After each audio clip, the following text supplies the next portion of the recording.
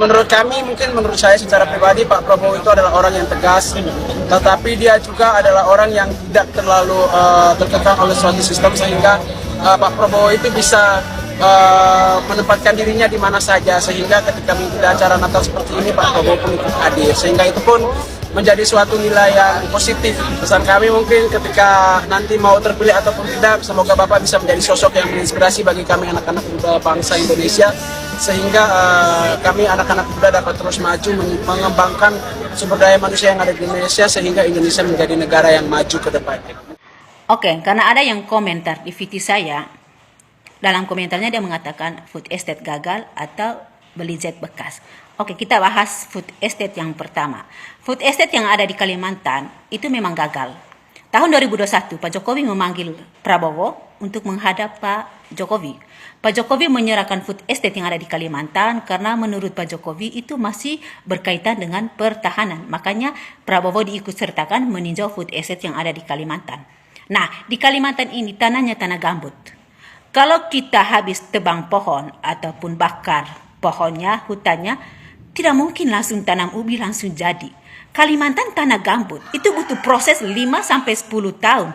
Tanahnya harus steril dulu, baru ditanam ubi atau jagung, itu baru jadi. Belum tentu juga jadi, karena di tanah Kalimantan, tanah gambut. Jadi jangan sok tahu nyinyir tentang food estate.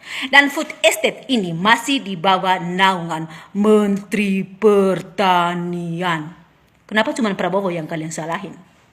Dan kenapa kalian tidak memuji Prabowo? Di Papua berhasil, jagung, padi di Jawa, Lombok besar, Lombok kecil jadi semua. Kenapa kalian tidak memuji Prabowo? Itu juga food estate. Nah, kegagalan aja yang kalian cari dari Prabowo. Lucu aja sih menurut saya. Cari-cari kesalahan orang. Sementara food estate ini masih di bawah naungan Menteri Pertanian. Yang kedua, kita bahas mengenai jet bekas. Jet bekas ini yang dibeli Prabowo bukan semata-mata itu menjadi pertahanan utama Indonesia. Karena baru dipesan jet baru. Pesan jet itu bukan satu hari pesan, besok jetnya datang. Tidak, itu butuh nego. Jet itu pesan hari ini mungkin 5 tahun baru datang. Tidak semua negara bikin jet, kecuali negara-negara canggih. Itu pun butuh negosiasi baru setuju mereka jual jetnya. Jadi jangan sok tahu nyinyir tentang jet. Mumpung jet barunya belum datang, Prabowo antisipasi kebetulan ada negara yang jual jet bekas. Dia beli jet bekas untuk pertahanan sementara negara kita. Kalau ada yang menyerang negara kita, apakah kita harus lari dulu pergi beli jet? Tentu tidak. Dengan adanya jet bekas ini menjaga antisipasi, siapa tahu ada negara yang nyerang negara kita. Jadi jangan sok tahu nyinyir beli jet bekas, beli jet bekas. Prabowo beli ada yang baru, belum datang. Itu bertahun-tahun kalau beli jet baru. Sudah dipesan kok belum datang, mungkin 5-10 tahun baru jadi. Jadi jangan sok tahu nyinyir tentang jet bekas. Kalau ada yang nyerang negara kita, apakah kita harus lari terbirit-birit pergi beli jet? Tidak mungkin. Dengan adanya jet bekas ini, pertahanan sementara, mumpung jet barunya belum datang. Jadi jangan sok tahu deh.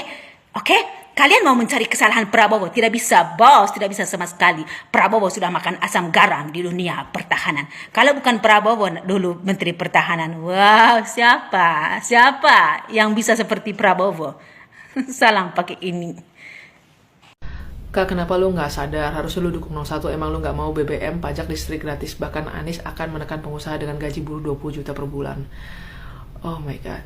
Angin, bisakah kalian mengarahkan pemikiran mereka supaya kepada arah pemikiran yang rasional? Because this is the stupidest statement that I've ever heard ever in my life. Kita ketahui pajak ya, bicara tentang yang gratis-gratis. Ketahui pajak adalah sumber pendapatan negara. Ketika kamu nggak bayar pajak, negara nggak punya pendapatan. Sekarang, gimana caranya menggratisin BBM atau listrik? Jangankan untuk gratisin BBM atau listrik, untuk memberikan pelayanan masyarakat aja nggak bakal bisa. Karena nggak ada pemasukan, nggak bisa gaji aparatur negara. Coba Anda pikir sampai di sana. Rasional lah berpikir. Lalu masalah kedua, menekan pengusaha dengan gaji buruh 20 juta per bulan. Anda itu harus tahu ya, melihat sesuatu dari dua sisi. Pengusaha itu nggak mau rugi. Saya, yang orang yang punya karyawan, saya nggak mungkin akan gaji karyawan saya tanpa melihat satu, laba. Kedua, skill. Ketiga, intensitas pekerjaan. dan kapasitas si karyawan itu sendiri. Jadi Anda itu tolonglah, kalau dijanjikan atau disampaikan sesuatu sama orang, ditelaah, dimengerti, mungkinkah itu terjadi, supaya nanti kalau disampaikan sesuatu ya, dijanjikan sesuatu yang manis-manis itu, ketika nggak kesampaian atau nggak kejadian, nggak pedih hati itu. Makanya please lah, gunakan rasionalnya berpikir. Terima kasih ya.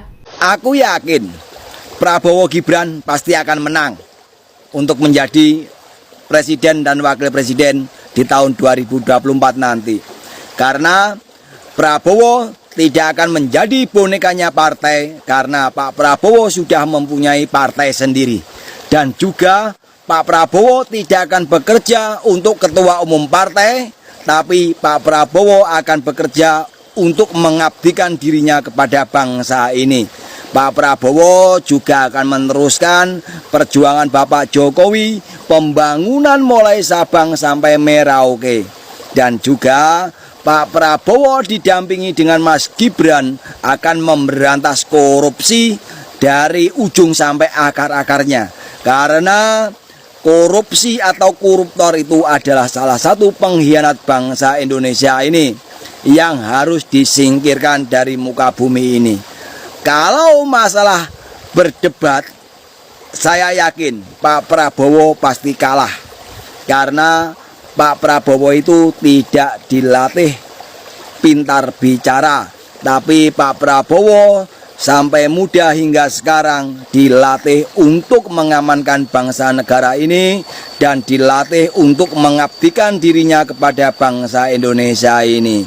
Kalau masalah pintar bicara, menang berdebat di calon presiden di tahun 2024 ini, itu pasti yang menang adalah Pak Ganjar dan juga Bapak Anies. Tapi menang berdebat. Tapi kalau masalah menang pilihan yang menjadi presiden di tahun 2024, saya yakin pasti Prabowo Gibran. Ini yang aku lucu dari pendukung Ganjar. Mereka kalau ngomong tidak ngaca sih. Begitu. Mau kalah 4 kali ya Bu. Nah, Ibu Mega berapa kali nyusup? Sekarang saya tanya sama kamu, Ibu Mega pemilu berapa kali nyusup? Berapa kali kalah? Prabowo 2 kali kalah presiden, cuman berhadapan dengan Pak Jokowi saja dia kalah. Prabowo tidak pernah maju presiden 3 kalinya. Dulu dia cuman wakil sama Ibu Mega. Nah, Ibu Mega berapa kali maju, berapa kali nyusup? Pertama wakilnya berhadapan dengan Hasyim Musadi. Nah, dia maju lagi, ngotot maju lagi, kalah dari SBY. Nah, Anda sok nyinyir kekalahan Prabowo, lucu aja sih menurut saya. Kalau Prabowo kalah, itu modal sendiri, bos. Dia tidak pakai backing, janji-janji proyek dengan backing yang di belakang. Dia modal sendiri, mau kalah. Nah, kalau ada yang backing di belakang, satu saat jadi presiden, ini proyek buat kamu untuk balas jasa, begitu, bos. Jadi mau kalah dong, modal sendiri. Tahun 2019, kebetulan PDIP presidennya Pak Jokowi, makanya orang coblos PDIP karena ada Pak Jokowi di situ, paham? Kalau tidak ada Jokowi di PDIP, belum tentu orang pilih PDIP waktu itu. Kalau Ibu Mega sendiri yang maju pemilu 2019, pasti nyusup lagi, pasti malu dong. Berapa kali kalah kalau dia sendiri yang maju. Kebetulan ada Pak Jokowi di PDIP, makanya masyarakat Indonesia coblos PDIP. Nah, sekarang kalian nyinyir Pak Jokowi, sementara dia yang angkat 2 periode PDI Perjuangan. Lucu aja sih menurut saya. Dan sekarang 01 dengan 03 saling jatuh cinta loh, CLBK. Mereka berharap 2 putaran supaya mereka berkoalisi. Dulu saling gontok-gontok, saling nyinyir, saling hina. Nah, sekarang saling jatuh cinta, saling muji-muji. Dan sekarang bekerja sama membenci 02 ini. Lucu aja sih menurut saya, jilat air ludah sendiri. Hei teman-teman, nggak ada kata terlambat. Saya mendukung Pak Prabowo dengan ikhlas lapang dada. Ini rumah saya semua mau tak pasang bendera Gerindra Pak Prabowo. Nih, nggak ada kata terlambat. Nggak ada kata terlambat. Ini mau saya pasang di sekitaran rumah saya. Nah, orang saya pendukungnya Pak Prabowo kok nggak dapat bendera semua ini. Ini barusan saya ngambil nih, tempat tim sukses. Saya walaupun bukan tim sukses, saya pendukung Pak Prabowo 1000%. Pendukung yang terkuat saya pendukung Pak Prabowo. Ini mau saya pasang bendera semua di depan rumah ini, bendera Pak Prabowo. Assalamualaikum warahmatullahi wabarakatuh. Di samping Anies ada Ganjar, Prabowo selalu di hati. Salam 2 jari. Bagi seluruh rakyat Indonesia, kami dari Maluku Seram bagian timur pendukung penuh buat Bapak Prabowo yang kami sayangi. Salam 2 jari. Gas memang. Oke, gas. Gas. Gas memang. Lagu kembali.